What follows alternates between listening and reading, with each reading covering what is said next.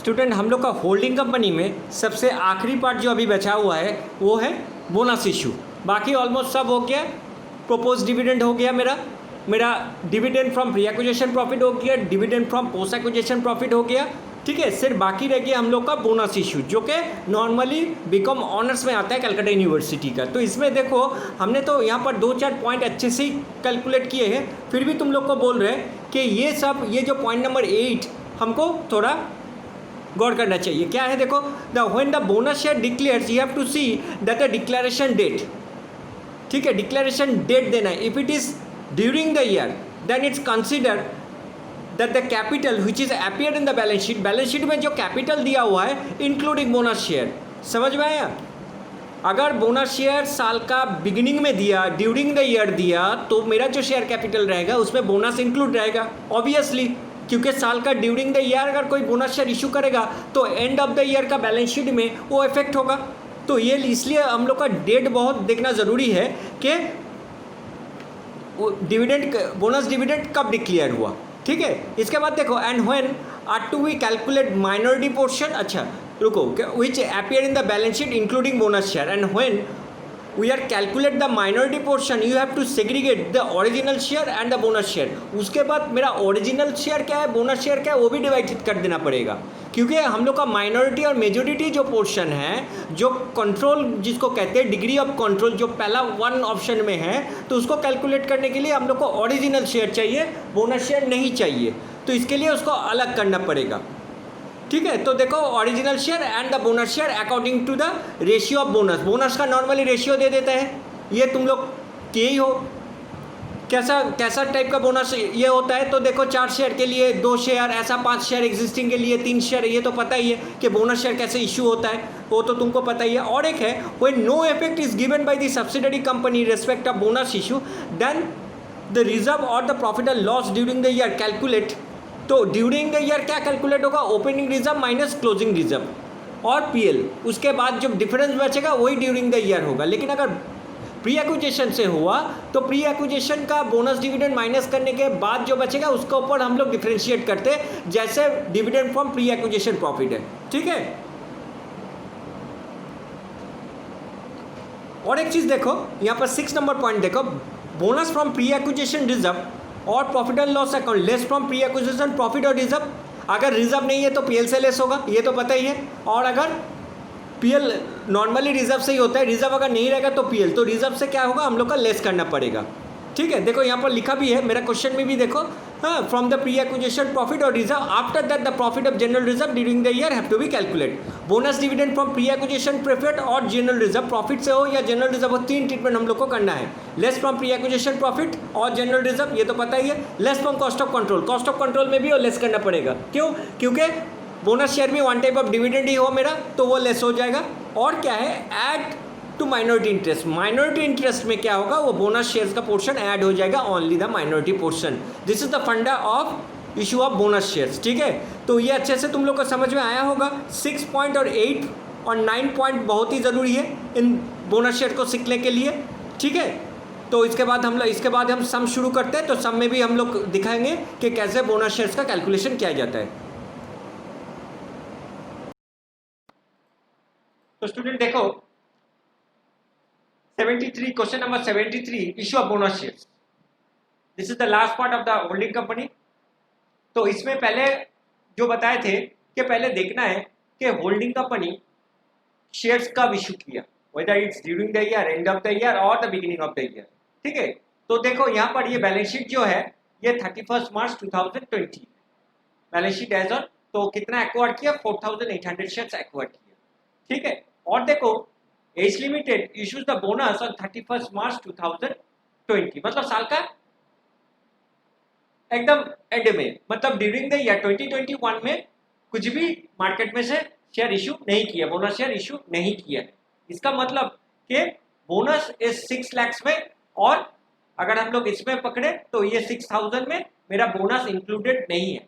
अगर मार्च के बाद अगर कहीं पर भी अगर बोनस इशू होता तो ये हम लोग को काउंटिंग में आ जाता। अच्छा, इसका और एक चीज हमको देखना है यहाँ पर कि इसका एक्विजिशन कब हुआ।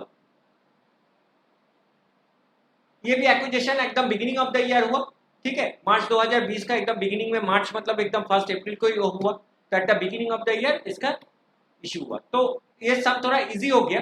तो चलो हम शुरू करते हैं। तो देखो इसमें मेरा 6000 शेयर्स था 100 से डिवाइड करने से, और इशू की एक्वायर्ड कितना किया 4800। तो मेजोरिटी और माइनॉरिटी में जो है, तो मेजोरिटी पोर्शन क्या होगा, तो वेरी सिंपल कि 4800 शेयर लिया आउट ऑफ 6000, तो मेजोरिटी 450, माइनॉरिटी 150। एक पार्ट हो गया।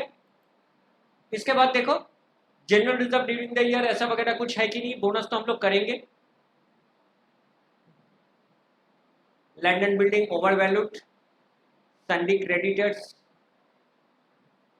कैपिटल रिजर्व भी है देखो 3,60,000, सरप्लस है 1,08,000, सरप्लस है मेरा 1,08,000। और यहाँ पर ऐसा कहीं नहीं लिखा हुआ है कि बिगिनिंग ऑफ द ईयर कितना है, surplus beginning of the year कितना है ऐसा कहीं नहीं लिखा हुआ है। तो ये ओपनिंग बैलेंस है 1,08,000, ठीक है। यहाँ पर तो कोई डिविडेंड वगैरह नहीं था, तो यहाँ पर हम लोग ये सब चीज करने का जरूरत नहीं है, डिविडेंड कुछ है नहीं। अब profit and loss during the year, क्योंकि ऐसा बिगिनिंग ऑफ द ईयर कुछ नहीं है, तो हम लोग को पता नहीं है कि beginning of the year during the year क्या होगा। यहाँ पर ऐसा कहीं नहीं लिखा हुआ है कि बिगिनिंग ऑफ द ईयर मेरा कितना है, तो जो सरप्लस जो है उसी को हम लोग को ओपनिंग में रख लेना चाहिए। अब आते हैं एसेट्स रिवैल्यूएशन। तो देखो लैंड एंड बिल्डिंग अब एस लिमिटेड सब्सिडरी कंपनी का land and building under valued by 60,000, तो 60,000 कम करके रखा है, तो उसको बढ़ाना है, तो ये प्रॉफिट ऑन रिवैल्यूएशन होगा। और ये तो पता ही है कि रिवैल्यूएशन का प्रॉफिट 60,000 यहाँ पर ऐड होगा। प्रॉफिट ऑन रिवैल्यूएशन किसका था, बिल्डिंग का, तो ये मेरा, इसको हम लोग लिखेंगे land and building, land and building, okay.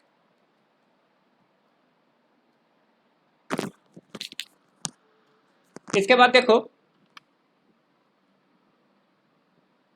And plant and machinery are over valued by 30,000, तो ये लॉस ऑन रिवैल्यूएशन है। तो लॉस ऑन रिवैल्यूएशन में प्लांट एंड मशीनरी, तो हम लोग यहां लिखेंगे plant and machinery, plant and machinery ये भी ओपनिंग में ही होगा, लेकिन ये लॉस है, लॉस ऑन रिवैल्यूएशन 30,000 माइनस करना पड़ेगा, ठीक है। तो लेकिन इसका डेप्रिशिएशन का इफेक्ट हम लोग नहीं दे पाएंगे।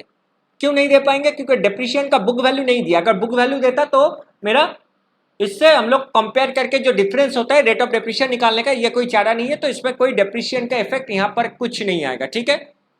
अब चलो आते हैं यहाँ पर एक एक्स्ट्रा चीज इस समय है, देखो यहाँ पर जनरल रिजर्व भी है, जनरल रिजर्व कुछ नहीं है, कैपिटल रिजर्व है, बात एक ही है। तो यहाँ पर ये जो जनरल रिजर्व है, जनरल रिजर्व भी है, और यहाँ पर हम लोग स्ट्रोक देखें, हम लिख दे रहे हैं यहाँ पर we can raise as it is a capital reserve also. और हम लोग तो सीखे ही थे कि बोनस कैपिटल रिजर्व से भी इश्यू होता है और जनरल रिजर्व से भी इश्यू होता है कैपिटल रिजर्व। तो कैपिटल रिजर्व में कितना है, तो कैपिटल रिजर्व में देखो ओपनिंग बैलेंस 3,60,000 है, तो यहाँ पर वी कैन पुट 3,60,000।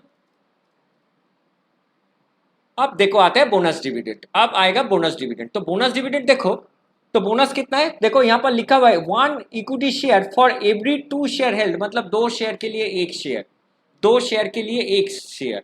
तो यहाँ पर अगर हम लोग एक कैलकुलेशन करें कि 2 शेयर के लिए 1 शेयर, तो मेरा पास टोटल कितना शेयर्स था, 6,000 शेयर्स था, तो 2 शेयर के लिए कितना होगा, 2 शेयर के लिए 1 है, तो दिस इज ओरिजिनल ORG हम लोग लिख सकते हैं, और this is bonus, this is original shares and the bonus shares.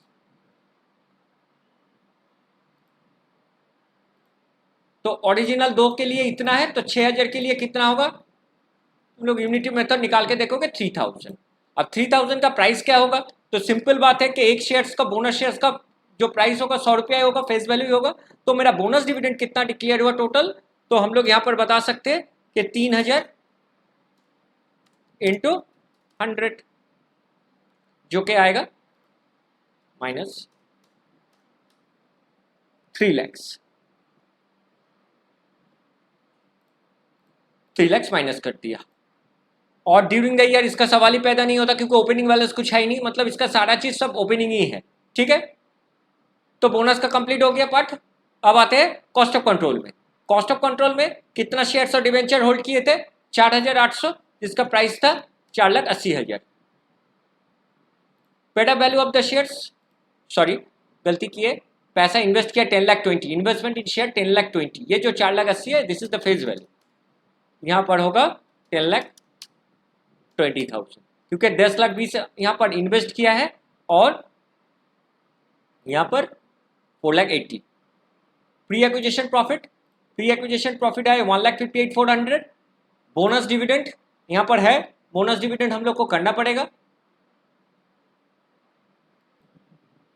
तो स्टूडेंट देखो यहाँ पर बोनस डिविडेंड ऑटोमेटिकली हम लोग कैलकुलेट कर लिया। कैसे बोनस डिविडेंड कैलकुलेट हुआ ना, बोनस टोटल डिक्लेयर कितना हुआ था, देखो 3 लाख शेयर बोनस का डिक्लेयर हुआ था और इसका होल्डिंग पोर्शन, तो होल्डिंग पोर्शन का कितना था 4/5 था, तो 3 लाख का 4/5 करो 2,40,000, तो ये सारा चीज इससे माइनस हो जाने से मेरा ये पोर्शन पॉजिटिव आया। अगर पॉजिटिव होगा तो क्या होगा, गुडविल।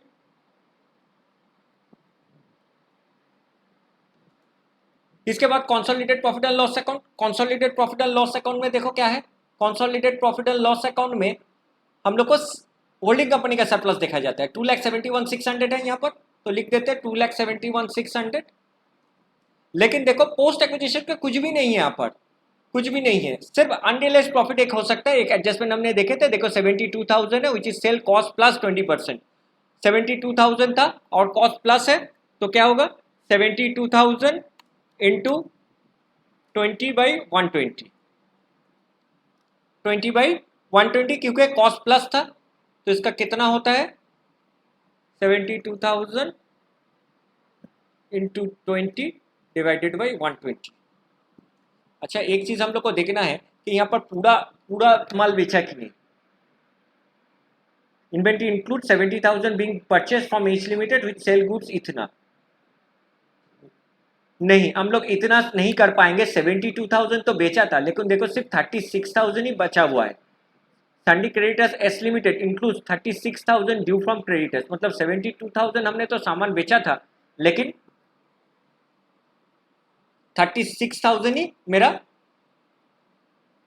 36,000 ही सिर्फ सामान बेचा है, 36,000 ही बेचे पड़ा हुआ है, लेकिन हम लोग का अनरियलाइज जो होगा 12,000 ही होगा क्योंकि 36,000 12,000 से ज्यादा है। अगर कम होता तो हम लोग कुछ करते, यहाँ पर कुछ करने का जरूरत नहीं है, यहाँ पर ये 12,000 यहाँ पर होगा। और एक चीज यहाँ पर करना पड़ेगा, ठीक है, जो कि बोनस डिविडेंड के लिए।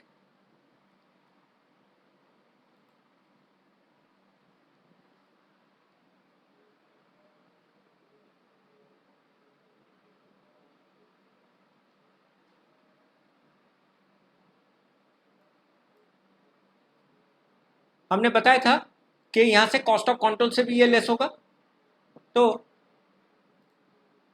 यहां पर भी सेम ही अमाउंट लेस होगा, दिस 2,40,000।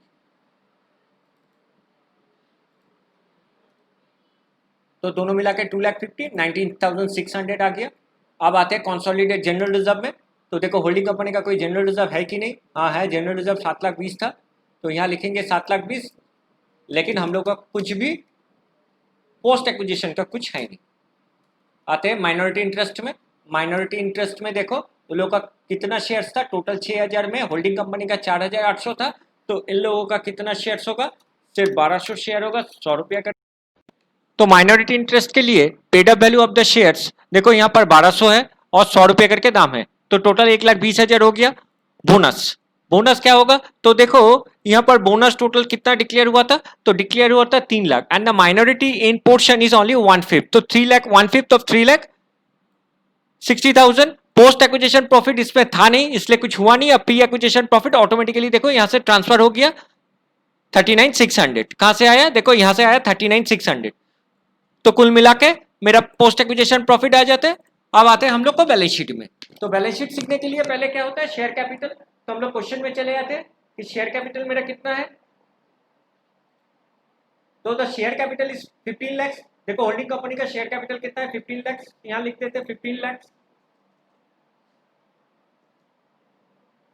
रिजर्व एंड सरप्लस में 3 नंबर नोट में नहीं आएगा क्योंकि 3 नंबर नोट में मेरा गुडविल आया है, तो 3 नंबर पोर्शन मेरा यहां से हट जाएगा। 3 नंबर पोर्शन यहां से हट गया और ये 3 कहां चला जाएगा, मेरा इंटेंजिबल एसेट्स में। तो इंटेंजिबल एसेट्स में हम लोग यहाँ पर लिंक कर देते हैं इंटेंजिबल एसेट्स और गुडविल। गुडविल मेरा कितना आया था 1,41,600। तो इसमें भी हम लोग यहाँ पर कर दिए। अब आते हैं माइनॉरिटी इंटरेस्ट ऑटोमेटिक ट्रांसफर हो गया। अब बैलेंस शीट में आते हैं। अब बैलेंस शीट में देखो शॉर्ट टर्म बोरोइंग मेरा है 2,40,000। तो शॉर्ट टर्म बोरोइंग में हम लोग लिखेंगे 2,40,000। शॉर्ट टर्म बोरोइंग का मतलब बैंक ओवरड्राफ्ट भी हम लोग कहते हैं। तो इसमें ये भी बैलेंस शीट से मेरा आएगा। तो 2,40,000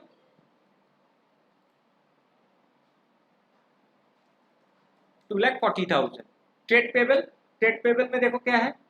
ट्रेड पेबल में मेरा 1,41,300 प्लस 62,200 और यहाँ पर देखो 36,000 ऑलरेडी इंक्लूड था। तो यहाँ पर हम लोग करेंगे, दोनों को प्लस करेंगे एज यूजुअल।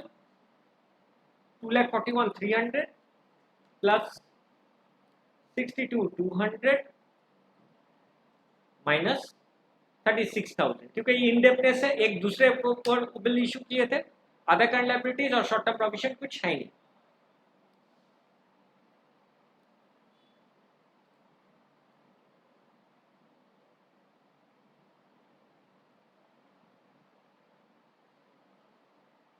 अब आते हैं बैलेंस शीट में। बैलेंस शीट के एसेट साइड में देखो, एसेट साइड में क्या है, फिक्स एसेट मेरा था 11,70,000 और 8,68,200। तो यहाँ कर देते 11,70,000 11,70,000 प्लस 8,68,200 8,68,200। मेरा रिवैल्यूएशन प्रॉफिट कितना हुआ था, तो देखो फिर से चले जाते हैं हम प्री एंड पोस्ट एक्विजिशन में। प्री एंड पोस्ट एक्विजिशन में देखो रिवैल्यूएशन प्रॉफिट हुआ था 60,000 और रिवैल्यूएशन लॉस हुआ था 30,000। तो प्लस 60 करेंगे और माइनस 30 करेंगे, और हम लोग डायरेक्ट 30 भी ऐड कर सकते हैं।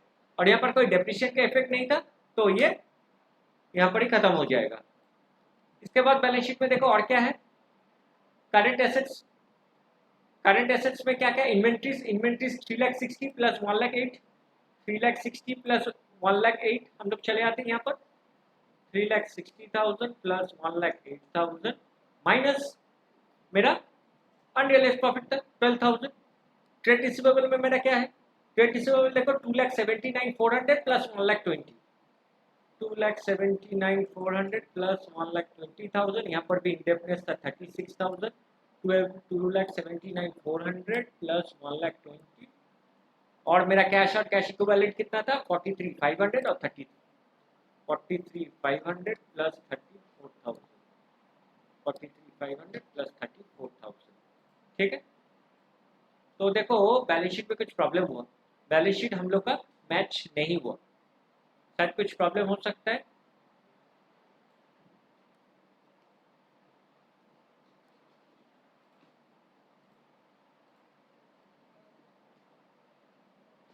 बैलेंस शीट में डिफरेंस आ गया मेरा देखो 1,40,000।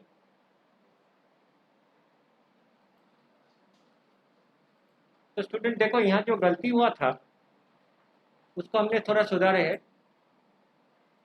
जैसे इसमें हम लोग 241 था इसलिए ये 141 बनाया, और एक चीज हम लोग को छूट गया यहाँ से, तो क्वेश्चन को फॉलो करना चाहिए था हम लोग को। तो क्वेश्चन में देखो यहाँ पर दिया हुआ है कि बिल रिसीवेबल जो है एक दूसरे का ऊपर इशू किया है। देखो कितना इशू किए थे 12,000, लेकिन इसमें 9,000 है, इसमें बिल में 12,000 है। तो दोनों में से जो मिनिमम 9,000 है ये भी मेरा बिल्स रिसीवेबल और बिल्स पेबल से लेस हो जाएगा। लेकिन बिल रिसीवेबल और बिल्स पेबल कहां से है, ट्रेड पेबल और ट्रेड रिसीवेबल, तो इन दोनों से हम 9,000 माइनस कर देंगे। तो हम लोग यहाँ से 9,000 देखो दोनों से ही 9,000, यहाँ से भी 9,000 माइनस किए, और मेरा जो ट्रेड रिसीवेबल है यहाँ से भी हम लोग 9,000 माइनस किए। ठीक है। और एक चीज है जो बहुत ही बड़ा गलती हुआ था, जो शेयर कैपिटल है, शेयर कैपिटल देखो होल्डिंग कंपनी का कितना है 15 लाख, लेकिन होल्डिंग कंपनी ने सब्सिडरी कंपनी से कुछ बोनस भी मिला था। तो कितना रुपया का बोनस शेयर उसको मिला था, तो यहाँ देखो बोनस उसको मिला था, बोनस शेयर उसको मिला था टोटल 3 लाख में से 40, मतलब 2,40,000 का बोनस मिला। तो ये बोनस भी मेरा बैलेंस शीट में ऐड हो जाएगा विद शेयर कैपिटल। तो नॉर्मली 1,50,000 प्लस 2,40,000 तो कुल मिला के 17,40,000 हुआ। तो देखो मेरा बैलेंस शीट मैच हो गया।